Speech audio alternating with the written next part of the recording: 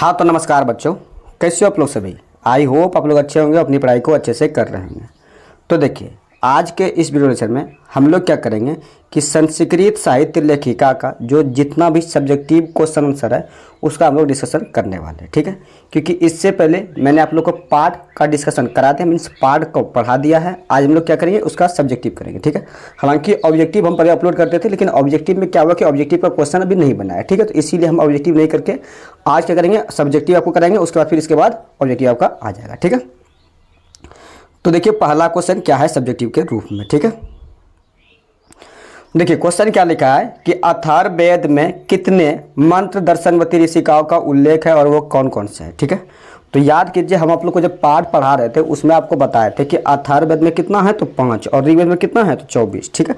तो वही चीज़ देखो लिखा हुआ, अथर्ववेद में 5 मंत्र दर्शनवती ऋषिकाओं का उल्लेख है जिनके नाम इस प्रकार है। क्या क्या था, यमी था, अपला था, उपला था, उर्वशी, इंद्राणी, वागंबरी, ठीक है। तो ये था, ठीक है।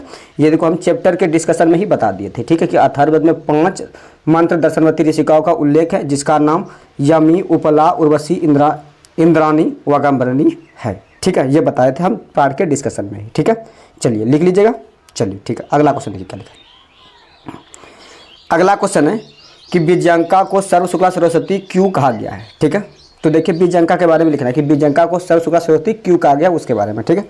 तो लिखा है कि बीजांका श्याम वर्ण की थी, ठीक है, परंतु उनकी रचना है ज्योतिर्मय थी। उनकी लेखन कला से प्रभावित होकर कवि डांडी ने इन्हें सर्व शुक्ला सरस्वती कहा है, ठीक है। तो क्या लिखना है कि बीजांका श्याम वर्ण की थी परंतु उनकी रचनाएं ज्योतिर्मय मतलब प्रकाशमान थी, ठीक है। मतलब लोगों को एक अलग ही ऊर्जा, एक अलग ही दिशा देती थी उनकी रचनाएं, ठीक है। उनकी लेखन कला से प्रभावित होकर कवि दांडी ने इन्हें सर्व शुक्ला सरस्वती कहा है, ठीक है, लिख लीजिएगा। चलिए ठीक है, अब अगला क्वेश्चन देखिए क्या लिखा है। अगला क्वेश्चन है कि बीजांका कौन थी और उनका समय क्या माना जाता है, ठीक है। तो देखिए लिखना है, बीजांका लौकिक संस्कृत साहित्य में प्रथम कल्पा थी। चालुक्य वंशीय राजा चंद्रादित्य की रानी विजय भट्टारिका को ही बीजांका माना जाता था, यह है, तथा उनका समय 8वीं सदी माना जाता है, ठीक है। यानी बीजांका कौन था कि संस्कृत लौकिक संस्कृत साहित्य में प्रथम कल्पा थी और वो चालुक्य वंशीय का जो राजा था कौन था, चंद्रादित्य की रानी विजय भट्टारिका को ही बीजांका कहा जाता था, ठीक है। और उनका जो समय था वो 8वीं शताब्दी था, ठीक है। चलिए लिख लीजिएगा। चलिए ठीक है, अब अगला क्वेश्चन क्या लिखा है। अगला क्वेश्चन है कि गंगा देवी कौन थी, उन्होंने किस काव्य की रचना की है, ठीक है। लिखना है कि गंगा देवी विजयनगर के महाराज कंपन राय की रानी थी। उन्होंने अपने पति मधुरी विजयम की घटना पर आधारित एक महाकाव्य मधुरा विजयम, ये मधुरा विजयम गंगा देवी के द्वारा लिखा गया है, ठीक है। मधुरा विजयम की रचना की है, ये रचना 14वीं शताब्दी में हुई है, ठीक है, लिख लीजिएगा। चलिए अगला क्वेश्चन क्या लिखा है। अगला क्वेश्चन है कि संस्कृत साहित्य के संवर्धन में पंडिता क्षमाराव के योगदान का वर्णन करें, ठीक है।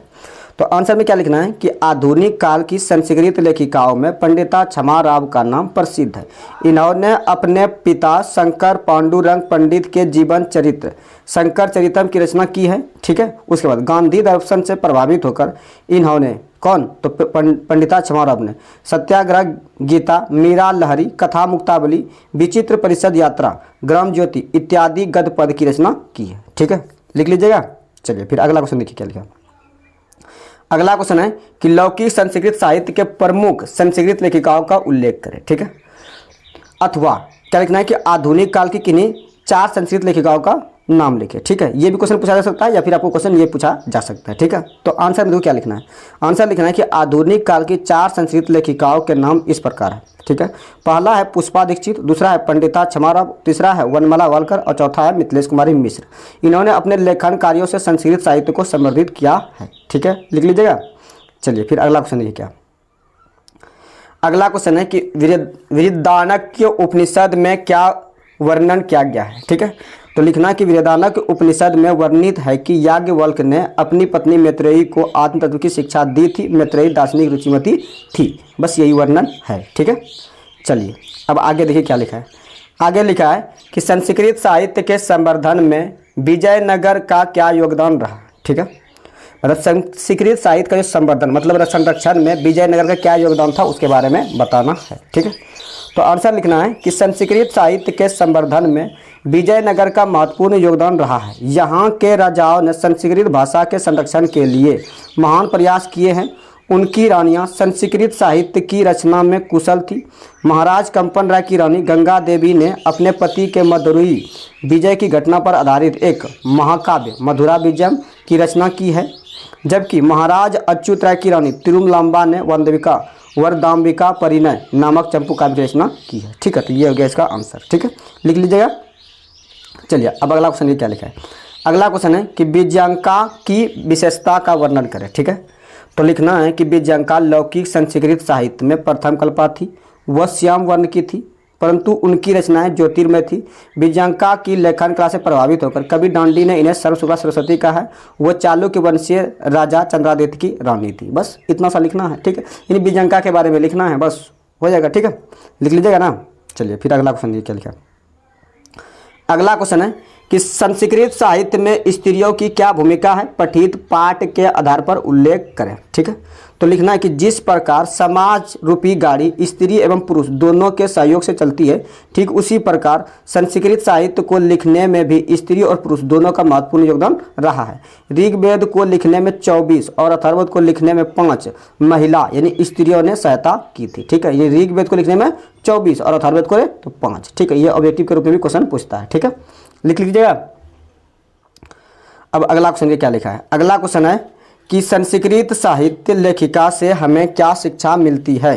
उत्तर में लिखना है कि संस्कृत साहित्य लेखिका से हमें यह शिक्षा मिलती है कि संस्कृत के साहित्य के विकास में महिलाओं का क्या योगदान है। संस्कृत साहित्य के संवर्धन में पुरुषों के समान ही महिलाओं का योगदान है। वैदिक युग से आधुनिक युग तक ऋषिकाएं, कवयित्री, लेखिकाएं आदि ने संस्कृत साहित्य में अपना योगदान दिया है। ठीक है, लिख लीजिएगा ना। चलिए अब देखिए अगला क्वेश्चन क्या लिखा है।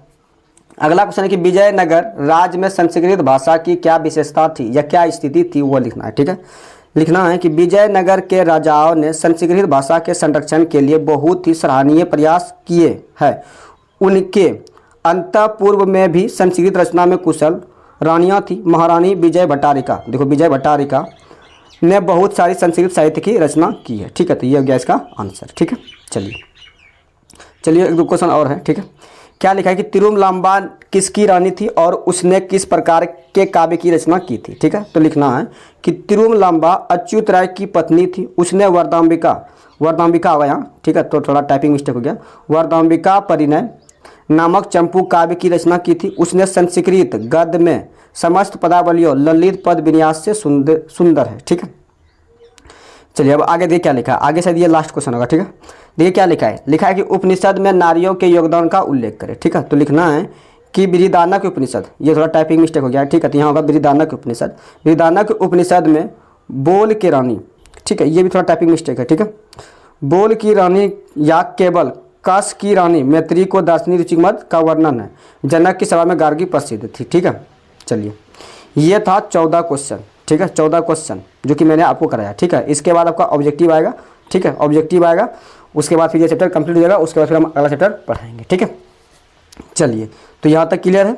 देखिए अगर यहाँ तक क्लियर है और जिसको भी पीडीएफ चाहिए होगा तो पीडीएफ के लिए आप टेलीग्राम चैनल ज्वाइन कर लीजिएगा। ठीक है, टेलीग्राम चैनल का लिंक आपको इसी वीडियो के डिस्क्रिप्शन में मिल जाएगा, या फिर टेलीग्राम पे सर्च कीजिएगा जाके गुरुकुल बोर्ड, वहाँ पे आपको टेलीग्राम चैनल आ जाएगा। ठीक है, वहाँ से ज्वाइन हो जाना है। ठीक है, चलिए ठीक है।